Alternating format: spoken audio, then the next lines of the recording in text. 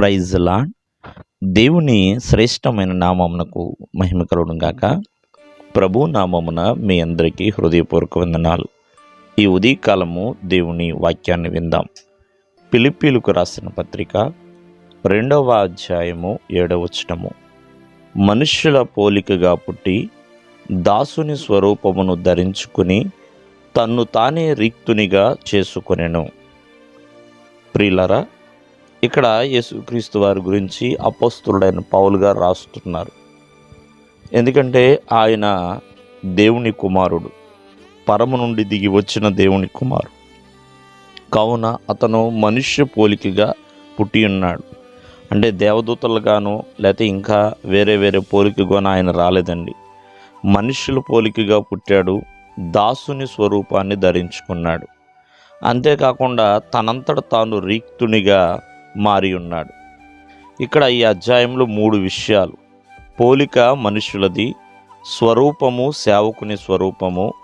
మరి తన దగ్గర ఏమైనా ఉందా అంటే అంతా కూడా ఇచ్చేసి ఉన్నాడండి. రిక్తుడిగా అంటే ఖాళీ చేసుకున్నాడు తనంతట తానుగా.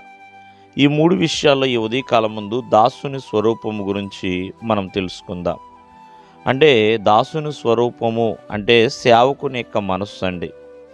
ఆయన ఎప్పుడూ కూడా అధికారము చేయడానికి రాలేదు, పరిచారము చేయించుకోవడానికి రాలేదు, పరిచర్య చేయడానికే వచ్చాడు.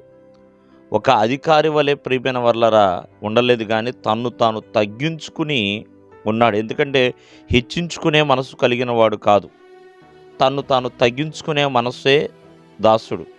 దాసుడికి బానిసకి చాలా తేడా ఉందండి ప్రియమైన వర్లరా. ఆయన దాసుడుగానే వచ్చాడు, సేవకుడిగా సేవ చేశాడు.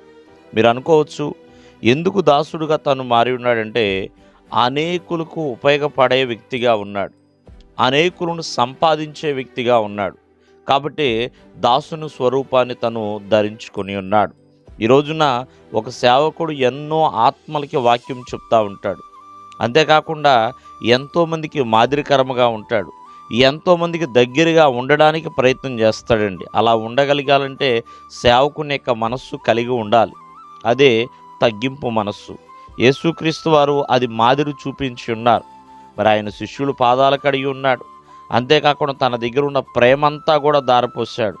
మరి అందరి కొరకు ఆయన క్రయధనముగా మారి ఉన్నాడు. కావున ఈ ఉదయకాలం ముందు ఆలోచించండి. మరి సేవకుని యొక్క స్వభావమైన మనస్సు అయినా ఇవన్నీ కూడా మరి 10 మందికి ఉపయోగపడేయే, ఎంతోమందికి దగ్గరగా మారేయనండి.